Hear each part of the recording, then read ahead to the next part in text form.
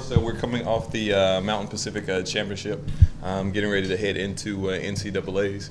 And of course, you guys have always heard me say that this is what we're aiming for in our seasons, the championship season, and putting our kids in a position to be successful. And I think we've done that for the most part. We have a large contingent, probably one of the largest contingents, combined men and women that we've had in our time here at the University of Oregon. 13 women and 14 men are going to Albuquerque. So really excited about that. Excited about the things that we got done at the Mountain Pacific Championship last week, and trying to add some qualifiers to that and get some fine tuning and some looks at some people and some certain events there. And so we have one more week and we're off and running. The women's record in this meet speaks for itself. Is it nice though to see both teams well represented and with a shot at the podium? Absolutely. You know, one of the things in being here and coming here is to try to have a complete program. And being a combined program, the men and the women are all combined together. They're doing well. You know, the women are ranked second, the men are ranked fourth, and so those will be finishes that we'll try to improve upon at the championship next week. Not a lot of room to improve up from second. Well, second, there's only one better than that, and so the women have kind of been in this position before.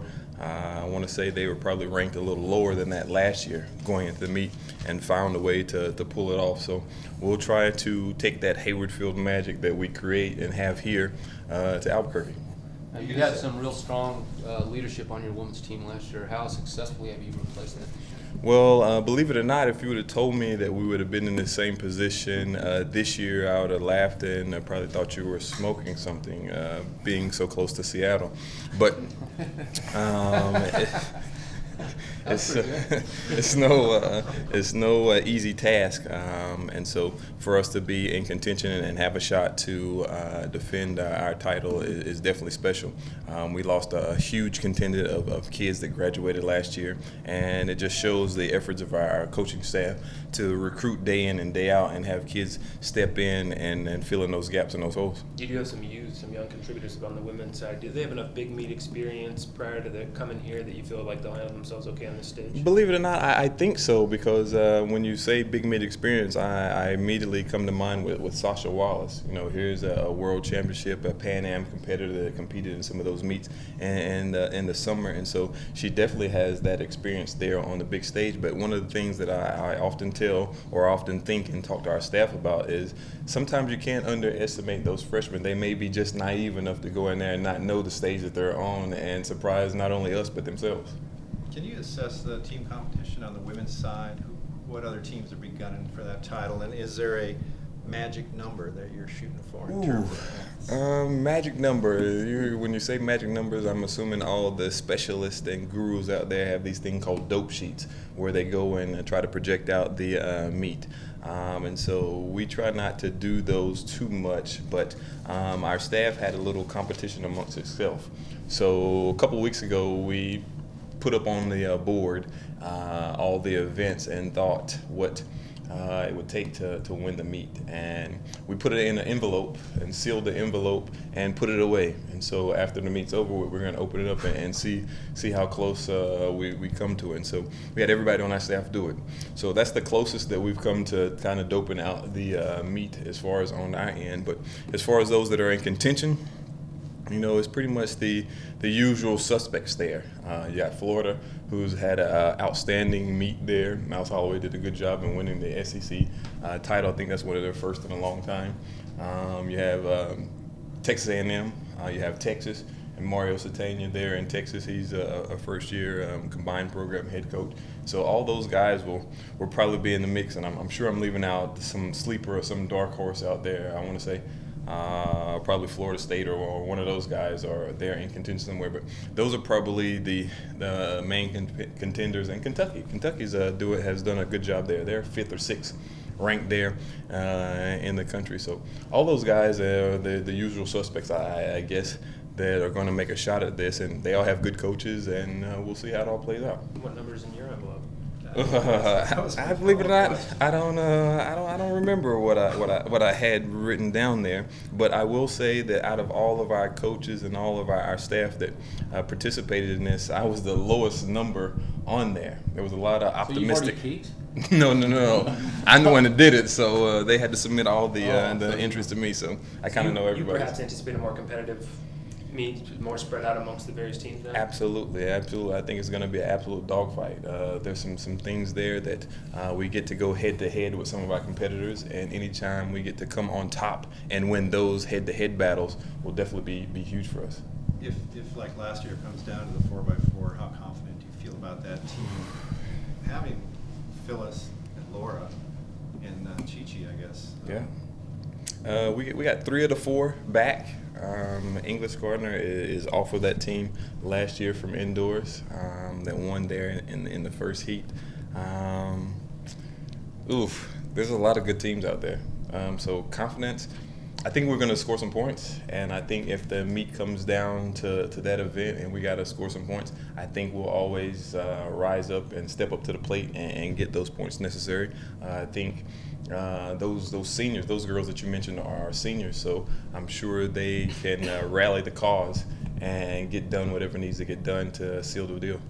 Robert, is it weird not having English around, not just in terms of production, but just the whole showbiz personality? Absolutely. You know, English popularized the stage of I'm like a lion in a cage, and so don't quite have someone with that tenacity or that go-get-'em attitude, that pit bull mentality. I think we have some other fiery and leaders here on our team. They just display it in a different way. And so that comes year in and year out. Like, we're going to graduate a huge group this year, and Phyllis, Laura, and Chi-Chi that Curtis mentioned there.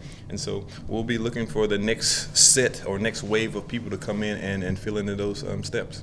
Back to the staff prognostications, which you say you don't really pay attention to a lot of the immediate dope art. So handicap the doping on your staff. I mean, who's realistic and who isn't? I would probably say our throws coach and one of our director of operations are overly optimistic. And when I say overly optimistic, if we do the things that they say we're going to do, we're going to score more points than the history of the indoor championship. So, and then on the pessimistic side, I guess that's me leading the way, and then probably the guy back there, Matt Downs. He's a guru in that sort of thing, and always is looking at numbers as one of our director of operations. So that's both ends of the spectrum there. All due respect, is your throws coach even going? That's a good question. There's a lot of things that we have going on here, and of course we have a meet coming up when we get back.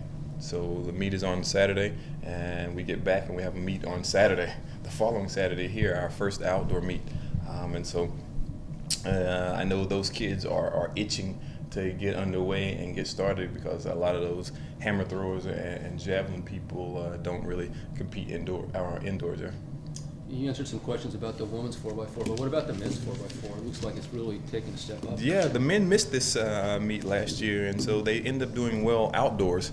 And so once again, we like having those relays there. You heard me mention Downs earlier. He's brought it to my attention that we're probably one of only a couple of teams that have all 4 relays here at this meet. So both DMRs and both 4x4s, and that's kind of unheard of. And I guess on the indoor track and field part, usually one people specialize in the sprints, or some people specialize in the distance part. But for us to have all 4 of them on both genders is huge.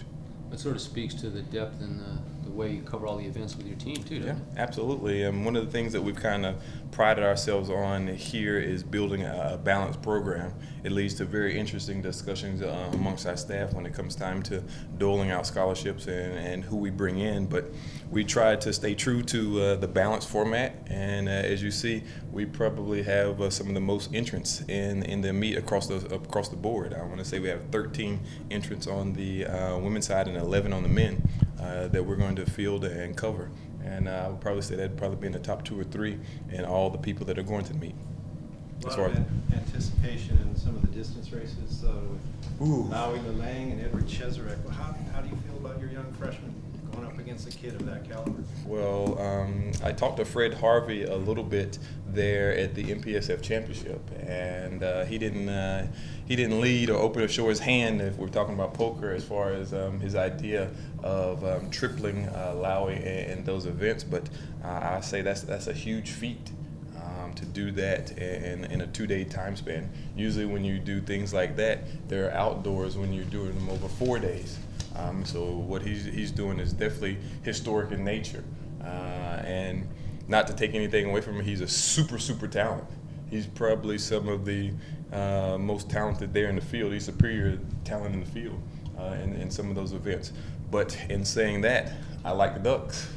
I like them a whole lot. I like what Coach Powell has done with our middle distance and distance group, and we have some guys here that we think highly of as well, in McFleet, Cheserek, Dunbar, and Parker.